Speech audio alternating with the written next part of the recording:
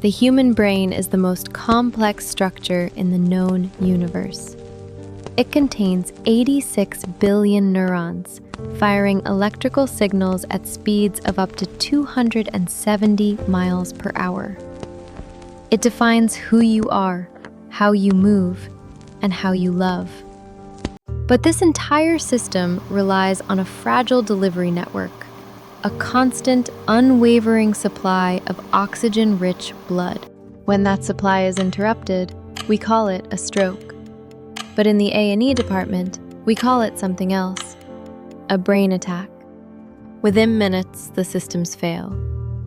In the brain, when a blood clot lodges in a cerebral artery, the results are catastrophic.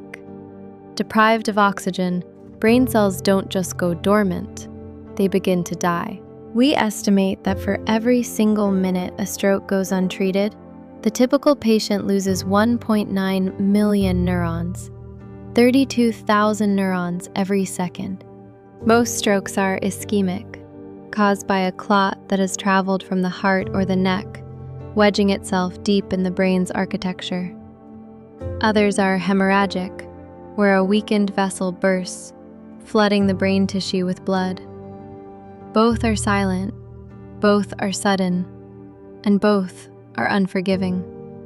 To save a life, you have to see the invisible. The biggest challenge we face in the casualty department isn't the medicine, it's the delay. People wait. They hope the symptoms will just go away. They lie down for a nap. By the time they arrive at our doors, the window for our most powerful treatments has often closed. This is why you must memorize the acronym B-E-F-A.S.T. It is the difference between a full recovery and permanent disability. B is for balance. Is the person suddenly leaning to one side? Do they feel dizzy or stumble when they try to stand? This often signals an issue in the cerebellum, the brain's coordination center. E is for eyes. Sudden vision loss in one or both eyes or double vision is a massive red flag.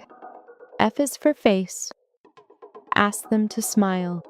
Does one side of the mouth stay flat?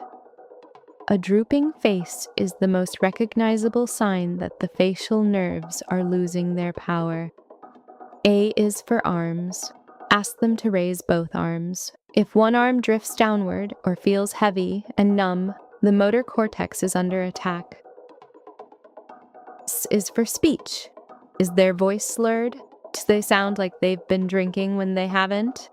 Or worse, can they understand you, but the words they try to speak come out as a word salad? T is for time. If you see even one of these signs, the time for waiting and seeing is over. When the ambulance arrives, the race begins. Our paramedics are trained to pre-alert the hospital. By the time that stretcher hits the hallway, I've already gathered my team. We aren't just moving a patient, we are moving against the clock. The first stop is the CT scanner. We need to see inside. We need to know, is it a clot or is it a bleed? If it's a clot, we have a clot buster, a powerful medication called TPA. It works like a chemical drain cleaner, dissolving the blockage and restoring the flow.